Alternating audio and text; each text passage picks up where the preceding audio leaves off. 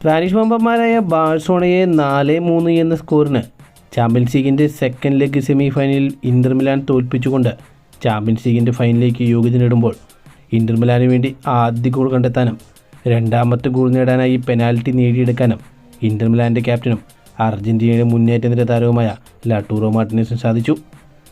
ആദ്യ ലെഗ് മത്സരത്തിന് ശേഷം പരിക്ക് പറ്റി പുറത്തു പോയിരുന്ന ലൗട്ടാറോ മാർട്ടിനസ് സെക്കൻഡ് ലെഗിൽ ഉണ്ടാവില്ല എന്നാണ് ഓരോ ഇന്റർ മിലാൻ ആരാധകരും കരുതിയിരുന്നത്. ഇപ്പോഴത്തെ സെമി ഫൈനൽ വിജയിച്ചുകൊണ്ട് ഫൈനലിന് യോഗ്യത നേടിയതിനു ശേഷം ലൗട്ടാറോ മാർട്ടിനസ് സ്കൈ സ്പോർട്സിന് നൽകിയ ഒരു അഭിമുഖത്തിൽ വെച്ച് അദ്ദേഹത്തിന് ഉണ്ടായിരുന്ന ബുദ്ധിമുട്ടിനെക്കുറിച്ച് പറഞ്ഞത് ഇങ്ങനെയായിരുന്നു. ആദ്യ ലെഗിന് ശേഷം എനിക്ക് എൻ്റെ കാലിന് വളരെയധികം ബുദ്ധിമുട്ടാണ് അനുഭവപ്പെട്ടിരുന്നത്. നല്ല വേദന ഉണ്ടായിരുന്നതുകൊണ്ട് തന്നെ 2 ദിവസം വീട്ടിലിരുന്ന് ഞാൻ കരയുകയായിരുന്നു. പക്ഷേ എനിക്ക് സെക്കൻഡ് ലെഗ് മത്സരം നഷ്ടപ്പെടുത്താൻ കഴിയുമായിരുന്നില്ല. വേദന കുറയ്ക്കാനായി ഞാൻ എൻ്റെ കാല് വളരെ മുറുക്കിയാണ് കെട്ടിയിരുന്നത്.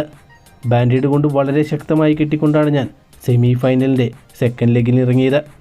ഞാൻ എൻ്റെ ഫാമിലിയോട് ഞാൻ പറഞ്ഞിരുന്നു, ഞാൻ തീർച്ചയായും സെക്കൻഡ് ലെഗിൽ ഇറങ്ങുമെന്ന്. എനിക്ക് ഫുട്ബോൾ എന്നാൽ ജീവനാണ്. എത്ര വേദന സഹിച്ചിട്ടായാലും ഞാൻ ഇന്റർ മിലാന് വേണ്ടി ഇറങ്ങുമെന്നുള്ളത് എൻ്റെ ദൃഢനിശ്ചയമായിരുന്നു. ഞാൻ എൻ്റെ പരിശീലകനോട് പറഞ്ഞു, ഞാൻ എന്തായാലും സെക്കൻഡ് ലെഗിന് അവൈലബിൾ ആയിരിക്കുമെന്ന്. ഇപ്പോഴും എനിക്ക് സുഖം പ്രാപിച്ചിട്ടില്ല. പക്ഷേ ജൂൺ 1 നടക്കുന്ന ചാമ്പ്യൻസ് ലീഗിൻ്റെ ഫൈനലിൽ ഞാൻ എത്രയും പെട്ടെന്ന് തന്നെ സുഖം പ്രാപിച്ചുകൊണ്ട് ഫൈനലിലുണ്ടാകുമെന്ന് നിങ്ങൾക്ക് ഉറപ്പു നൽകുന്നു. ഞാൻ എൻ്റെ കാൽ പൂർണ്ണമായി വീണ്ടെടുക്കാൻ ഇന്നു മുതൽ പ്രവർത്തനത്തിലേക്ക് ഇറങ്ങുകയാണ്.